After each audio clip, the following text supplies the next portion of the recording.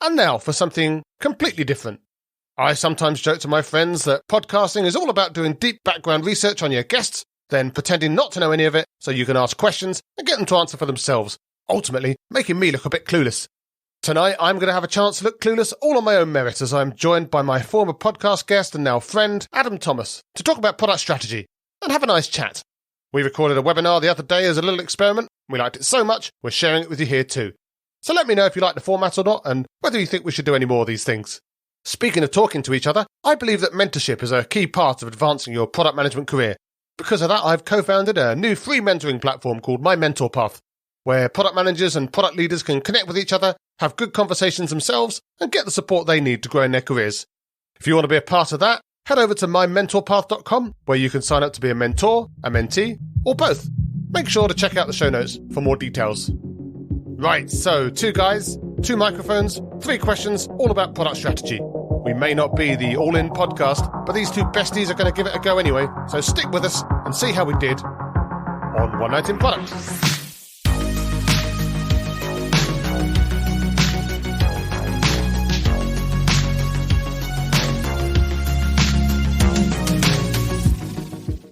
What do we have here? Well, we have a list of questions that people sent in, and I guess we can just run them down, and we'll see where we go in the next few minutes. And hopefully it'll be useful to folks out there. If Grant's watching, he's into the strategy. We'll dig in. At least that much we know he'll be into. And same thing with May. And we go from there. Let's do it. So I hasten to add, I have not seen any of these questions in advance. Yeah. Oh, Chris is here. Hey, Chris. I've seen them, and I've changed all of them. No, I haven't. So he submitted. It's fine. You could say literally anything, and I wouldn't know if they were the actual questions that were submitted or not. This is true. This could all be lies, but they aren't. They could be. So what are we talking about? Let's jump in with the first question. It's from Ryan Rebo, who asks, from your perspective, what are the pillars of an effective product strategy? Oh, my goodness. Well, we know it's a good chart when it's a pillar chart with like the 4 pillars and then the little hat on the top, which says strategy and then the things underneath. I don't know. I mean, we're both going to answer this, though, right? It's not just me answering it. But yes, I guess for me, a lot of it is around actionability. So, like, a lot of people will say that, well, there's kind of 2 different types of, let's call it bad strategy. Like the one which is just like this sort of pie in the sky, just like completely vacuous sort of mission statement type thing, which isn't bad in and as of itself. Like it's good to have one of those, but it's not actionable in any way. Or the other, of course, is that it's just like our strategy is to make money.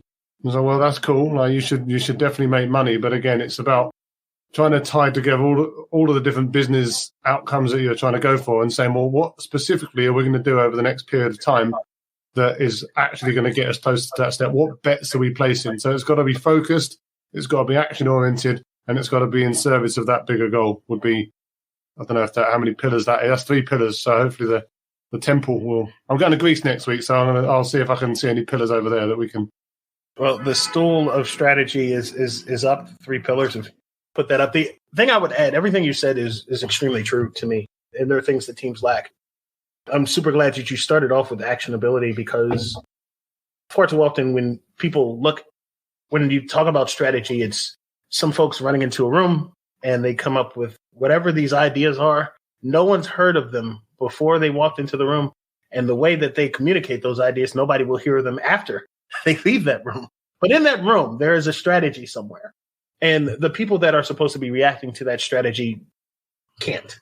So people can't react to that strategy at all. And so that the actionability thing is really important to me. The other thing, and I was talking to a potential client earlier about product strategy, and this is something that we ended the call on, which is time. Yeah.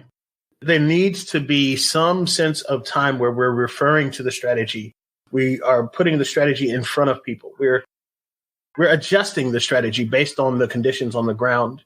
And so that I think that helps the other 3 pillars that you mentioned, because now it's real people, which is a sense of ownership of that strategy. And it's not just this weird document in Google Drive that I don't know.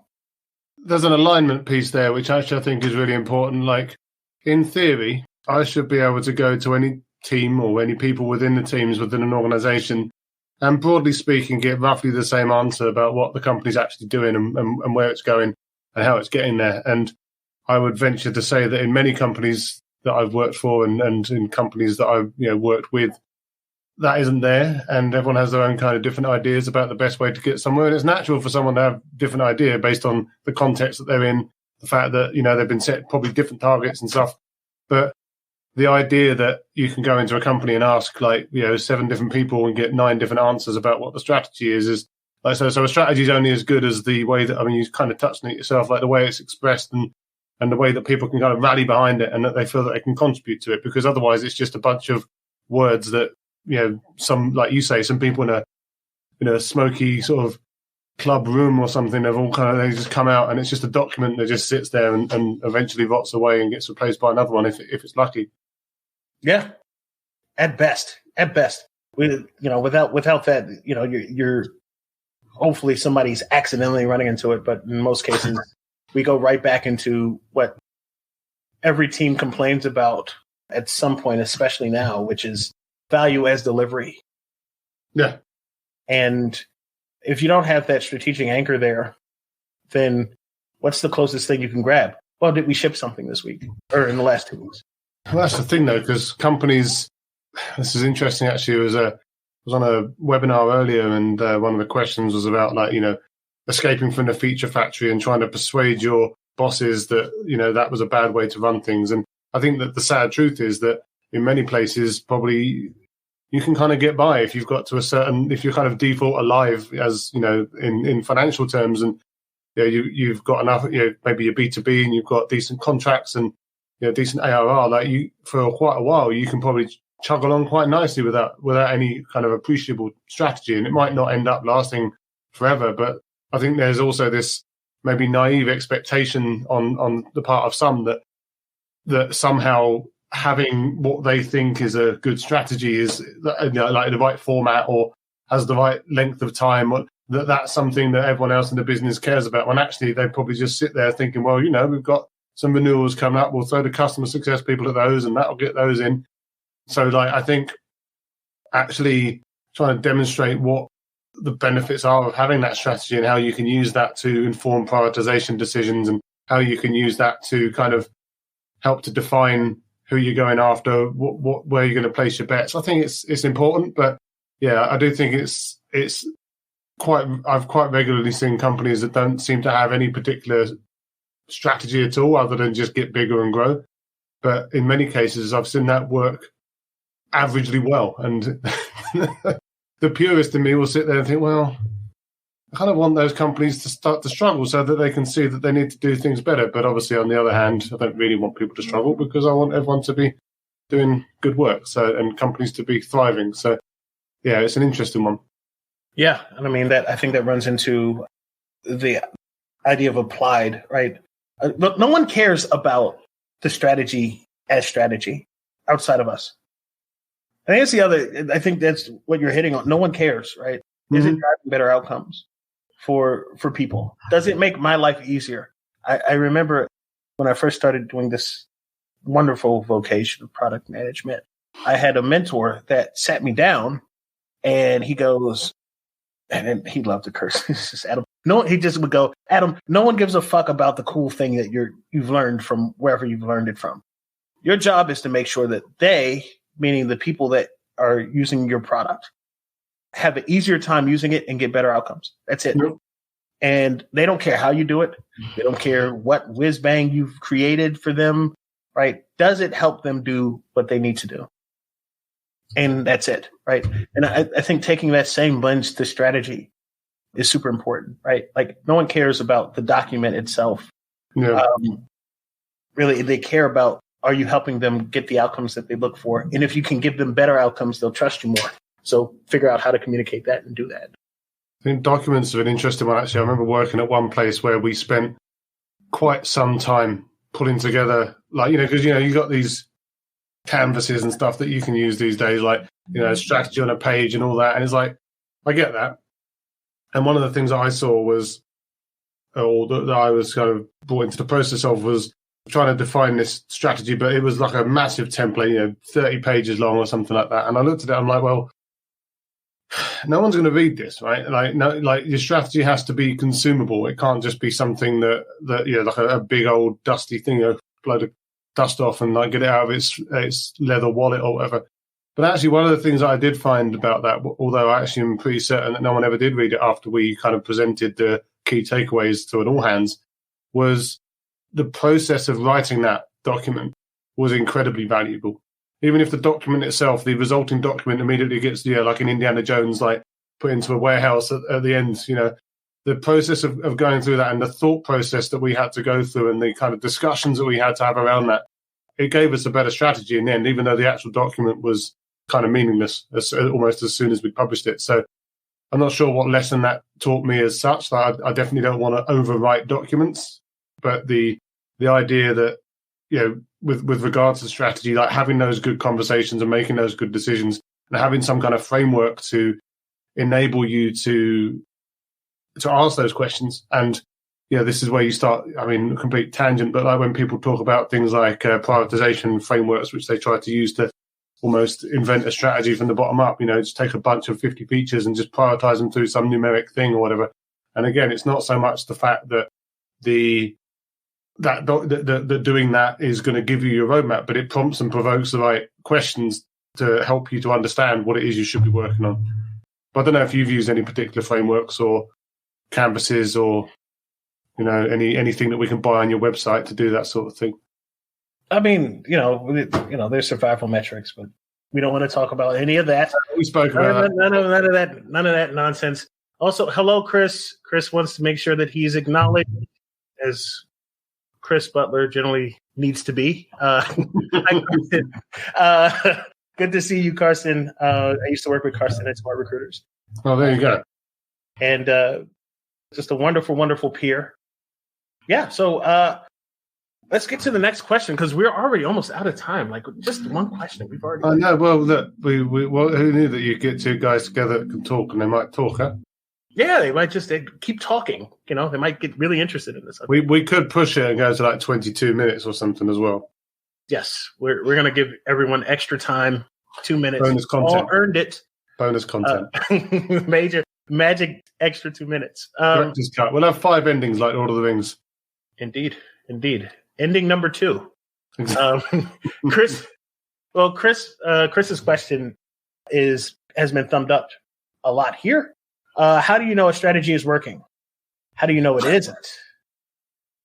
Well, I guess when everyone's shouting at you and the company's going to, that's probably a bit late after that point. But I guess one of the key points that we talked about around the pillars and this kind of concept of actionability, and you touched on it as well with your survival metrics. I think a good strategy should have some way of understanding if they're working kind of baked into them. And obviously this is where you then start maybe talking about things like OKRs and using them to measure the objectives that you're driving for through the strategy.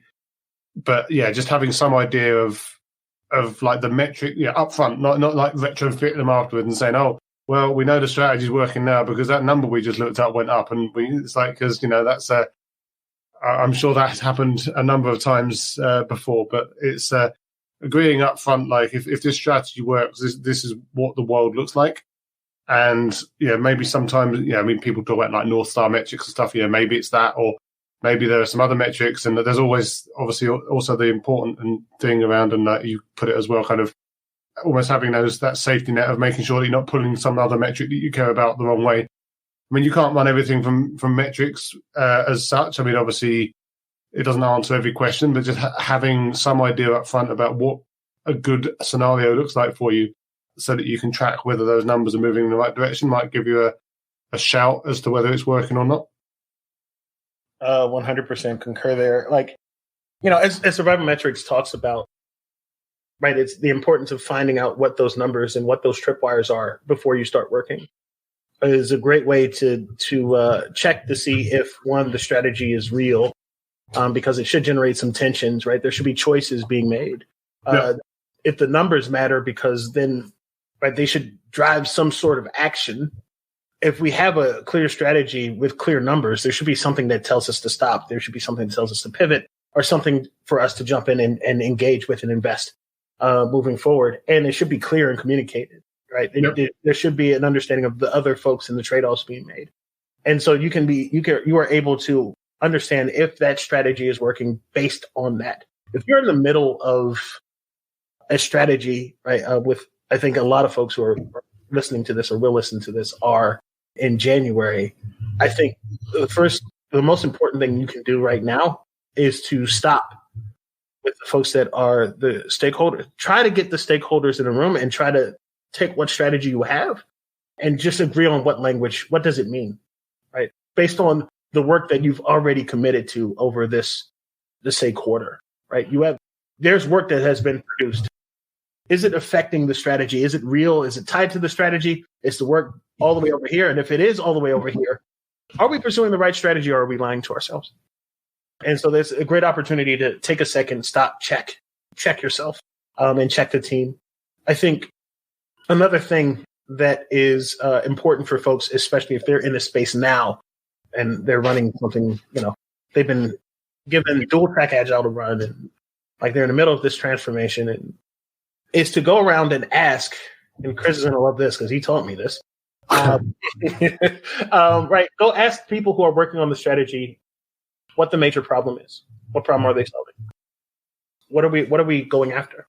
And if a chunk of the people or a sample of the people can't tell you the same thing, then you have some clarity on the fact that your strategy is not working. You're not communicating it.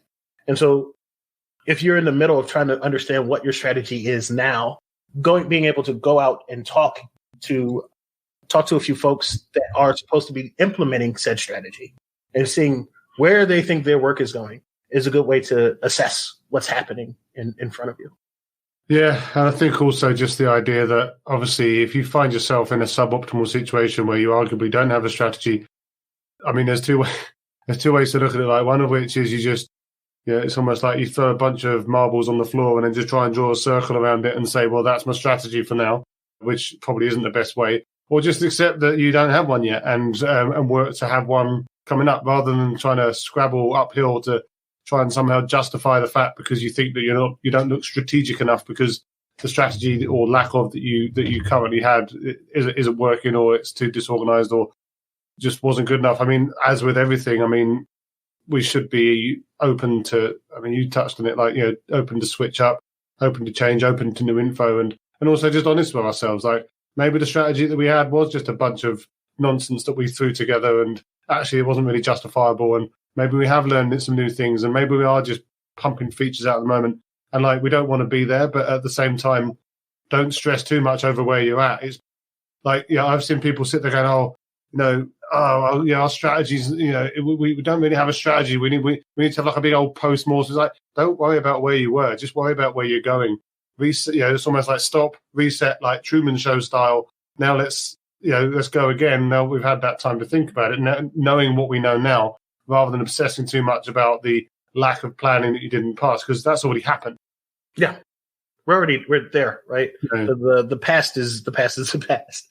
We can't go back and change it, right? And especially if we're going around in a slipshod ad hoc way, what can we even gather from the past from what we did? Right? Let's go look to see what we're doing now. Let's go chat to see why people think that's important. Let's just sit down and let's start working.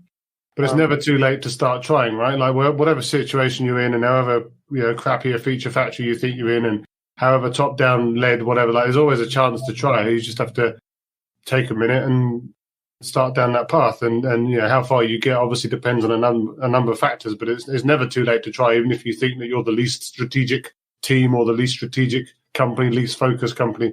There's always a chance to try.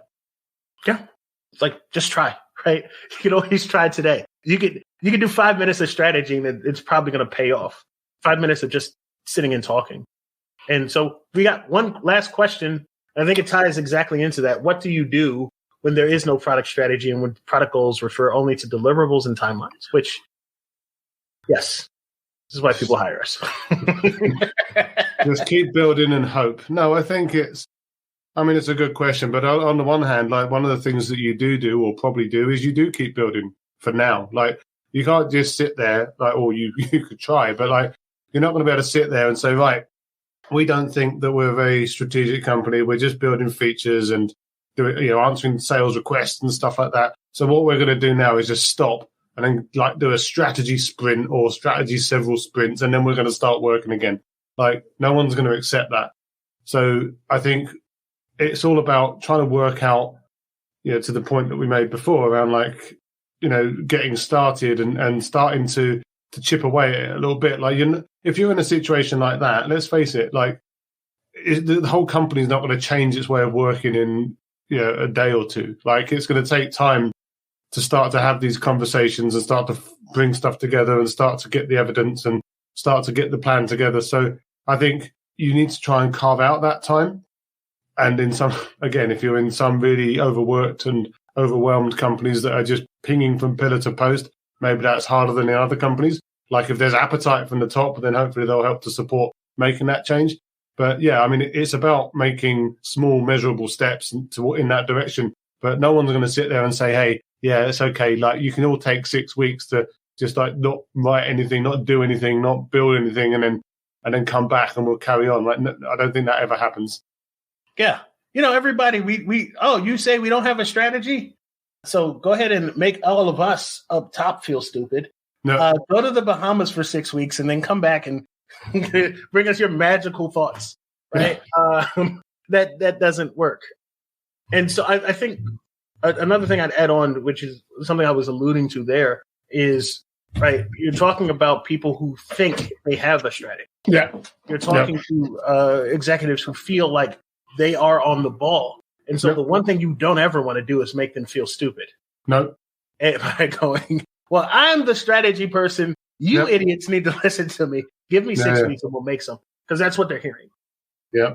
And so trying to find ways to take a look at what's happening, get an understanding from their perspective. Why do they think this is strategy, right? Yep. These are conversations. These are coffee conversations you can have that bring folks in and have zero stakes. Hey, I just want to have coffee. I want to tell you what I'm up to. And it brings in, you start to understand the language and how they see the world, which will probably or should ultimately impact whatever strategy you're thinking about, right? And if somebody sees their thoughts, their incentives, their ideas reflected back to them in something that you bring back, right, they're far more likely to listen. Yep. Than if you go around and say, well, I read, you ever heard of this guy, Marty Kagan? Well, he has this whole thing, and I went and I read a book, and I'm supposed to go do X, Y, and Z, right? Like, if it's like, I don't know who Marty Kagan. What are you talking about? Like, and you want us to stop this? I have bosses too. The board has X, Y, and Z happening. You haven't even asked me about that. Yep. Go to work. Yep. Like, I don't need, you're not helping me. And so don't make people feel stupid. Try to go understand their world and buy some trust to start to, and then, as Jason just said, like just little incremental wins. Where can you start to infuse things here, there, everywhere? You can start to point out the value of these things and people will start to like you. Then you can say, I want to go to the Bahamas for 6 months. Yeah, you can piggyback on the next sales offsite trip to the hottest, the hot islands and drink cocktails on the beach. There you go. I just gotta, I gotta go help sales. They like me, I'll just go. Right there. That's how you sneak in. That's exactly how you sneak in on the sales offsite, because sales is way better. I did once hear a story of a sales team who were loudly bragging to their colleagues, their non-sales colleagues at a staff party that, basically about how much money and how many perks they got, which obviously caused understandable uproar within the team because they, whether or not they should be getting those perks, like no one really wants to be bragged at and, like leered at or whatever at a party. And the CEO decided to go out and basically say something along the lines of, "Oh, but that's just how it is because salespeople work harder than you," which obviously didn't really improve any situation. But it's one way to try and put the fire out, I guess. They're my favorite child. You're the bad child.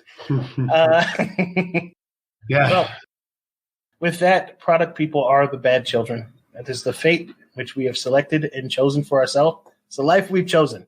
But we are bad children together. Jason, I want to thank you for joining me on this experiment. Yes. This has been a great time. I want to do these more. Again, we do it live. I'll fly to New York, or you can fly to London, and we can do it at a hostelry of some sort and set the world to rights. We'll call it a strategy meeting from a client. Exactly. We'll figure it out. We'll put it all together. Companies can claim the tax back. It'll be fun. Yeah. It's tax write-off. Everybody's happy. And we get to explore either one of the best cities in the world. Well, with that, thank you all for joining us. If you have, thanks everyone. It's beautiful to see your little names and faces. Indeed. And if you're watching this in the future, thanks. Hello from the past.